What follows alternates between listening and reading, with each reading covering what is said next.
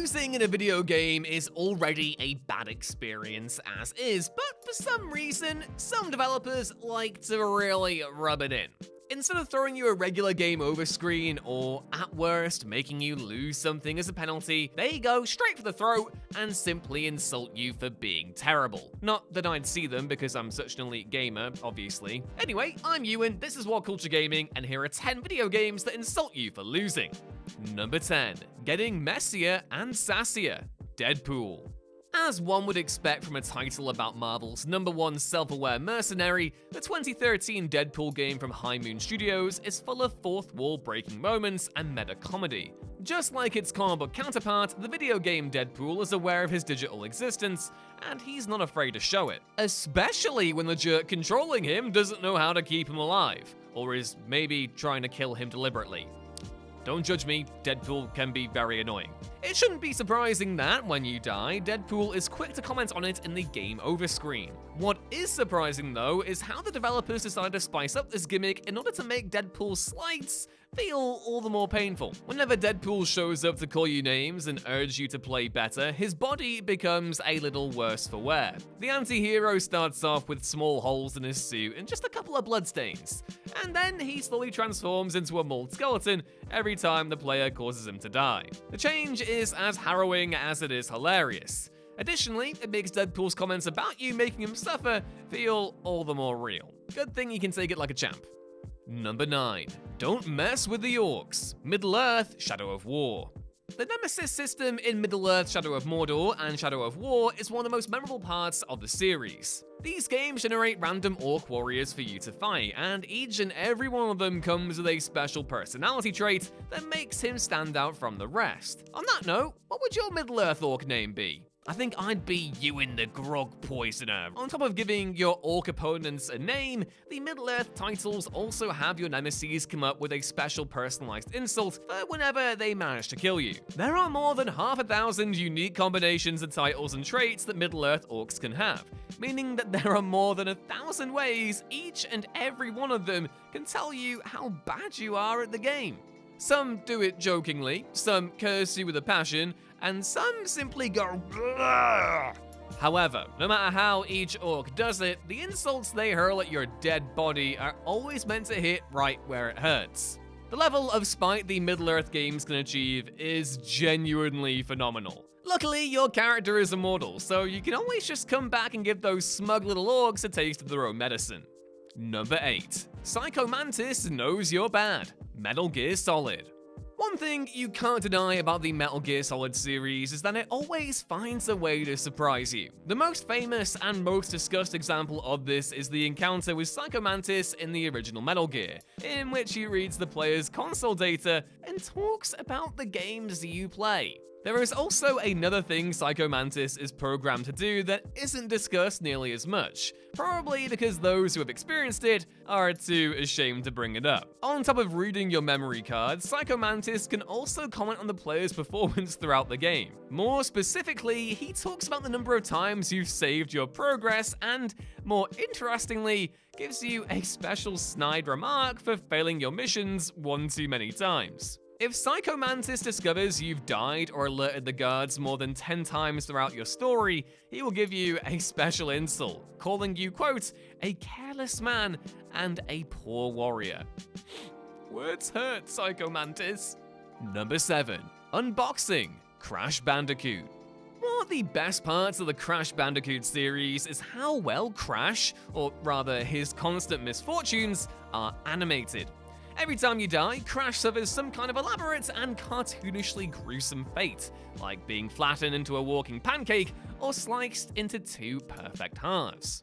However, the most violent and insulting form of punishment Crash suffers is the countdown of all the boxes you've missed at the end of each level.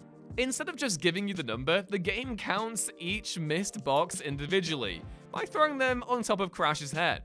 Every Crash Bandicoot player knows the almost visceral frustration of having to watch as their poor character gets bombarded with boxes just because they failed to collect them. It doesn't help that the animation here is truly humiliating, as the more you fail, the more battered Crash gets. If you only missed a few, you might have a chance to walk out of this with a mild concussion, But if the number is more in the dozens, well, Crash will need to go to the hospital. It's not looking good. Number 6. Ninja Dog Mode, Ninja Gaiden Black. Oh, hell yeah, this sounds really cute. Ninja Dog Mode. I bet you this won't make me feel bad about myself for being bad at a game.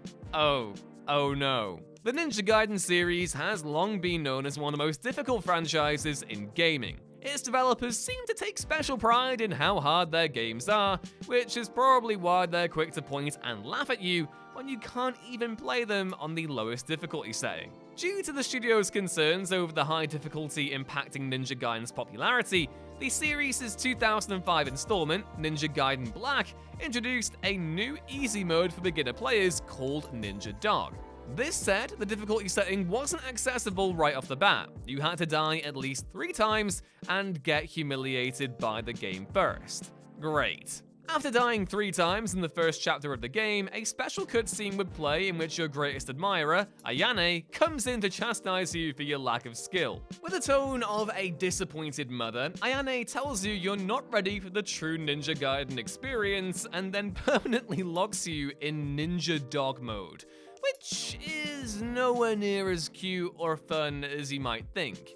You just get given a ribbon to let everyone know they should go easy on you. That's some seriously bad false advertising, Ninja Gaiden. Shame on you. Number 5. The Shade of the Narrator, King's Quest. Back in the day, Sierra games were known for their extremely brutal game over screens. No, not because the death animations were gruesome, but because the games would ruthlessly humiliate you for your failure. The best example of these types of roasts can be found in King's Quest V. In the game, you play as King Graham, which is a pretty ordinary king name, but I digress, and your adventures through the realm are narrated by a rather friendly and amicable narrator. That is, until you get poor Graham killed, in which case the narrator unleashes the full potential of his sass. For each of your deaths, the narrator has some kind of snarky remark to make, to sink in just how much of a failure you really are. The dumber the death, the more you can be certain that the narrator is going to be absolutely merciless about it. A bit like Dan Durkin if he's having to hard carry you in Fortnite. That boy has that battle royale darkness inside him. Number 4. That was a lame jump. South Park: The Fractured But Whole.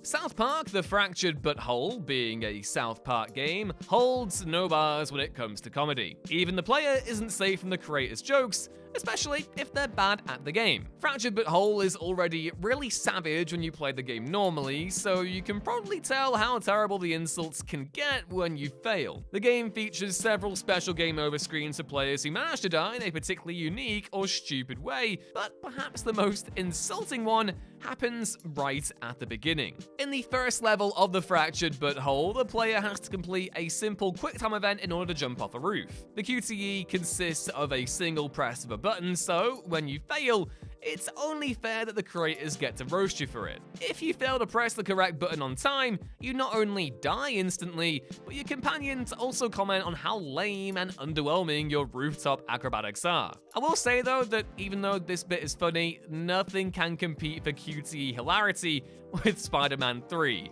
We're all going to die. Oh, cinema. Number 3. Daxter talking to your corpse, Jak and Daxter. Jak and Daxter is a series of action-adventure games about a duo of friends trying to save their futuristic fantasy world. Yes, it's basically like Ratchet and Clank, but the yellow furry guy is the sidekick instead. Because Jak and Daxter are a team, when one of them dies, the other one obviously takes it pretty badly. And since you're in control of Jak, you're the one who's gonna get the brunt of the insults that follow. When Jak dies, you get a cutscene in which Daxter laments over his dead body, hurling a wave of offhand comments and jokes at his companion's expense. Some of these include Daxter chastising you for leaving him alone with his curse, telling you that your corpse stinks, and asking if you can take all the awesome free stuff that your dead character has left behind. The jokes keep coming and coming the more you die, and you would almost feel angry at the smug little weasel and otter hybrid if it weren't for the fact he's genuinely so good at making them. Like, I'm not even mad. I probably deserve all this and more. Number 2. A Villainous Farewell, the Batman Arkham games. Rocksteady's Batman Arkham series does a fantastic job of recreating the Dark Knight's most iconic villains. Each member of Batman's rogues gallery you have to confront in the games is brimming with their own unique personality, even in something as mundane and simple as the game over screen. The feature first introduced in Batman Arkham Asylum all the way back in 2009, which was 14 years ago. Oh dear God, nothing can stop the passage of time. We're all doomed. Anyway, the first feature introduced in Batman Arkham Asylum allows Batman's gallery of villains to mock him, and the player whenever he dies during a confrontation. And as you may imagine, they can be absolutely ruthless with it. Like, take her to the smelting chamber ruthless. Each evildoer has their own way of making fun of poor old bats, creating an entertaining spectacle while simultaneously putting a permanent stain on your ego. It got to a point when I was playing these games that I just kind of intentionally died so I can see them. They're really fun, and I guess in that sense, I'm what you might call a collector. Number 1. They're breaking the fourth wall for this one. Styx, Shards of Darkness. In Styx, Shards of Darkness, you play as the snarky goblin Styx, who loves to make fun of just about anything and anyone, including you, the player. Yep, Styx is such a nasty little jerk that even the fourth wall can't spare you from his spiteful roasts. When you die in Styx, its titular character pops up on the game screen to comment on your spectacular failure with a series of even more spectacular jabs directed at you. Nothing is beyond Styx's repertoire. The goblin will insult you for your gaming skills, or lack thereof, your inability to comprehend the functions of a simple controller, and even give you the middle finger when he doesn't like getting too creative with your well-deserved comeuppance. Styx's talent to trash talk the player is so great that you won't even feel tempted to kill him again to spite him. If anything, you might try to die on purpose just to see how many more ways of crushing your self-esteem you can still come up with. Some might say that's a bit masochistic, but then again, you don't really play Styx to enjoy a happy world filled with sunshine and rainbows, so it totally fits. And those were 10 video games that insult you for losing. What's the worst insult you've ever been given in a video game? Let us know down in the comments below, and keep it PG, please. Drop the video a like if you enjoyed it, and subscribe to WhatCulture Gaming if you fancy more. Either way, thank you for watching. I've been Ewan, and I'll hopefully catch you next time, if my ego ever recovers.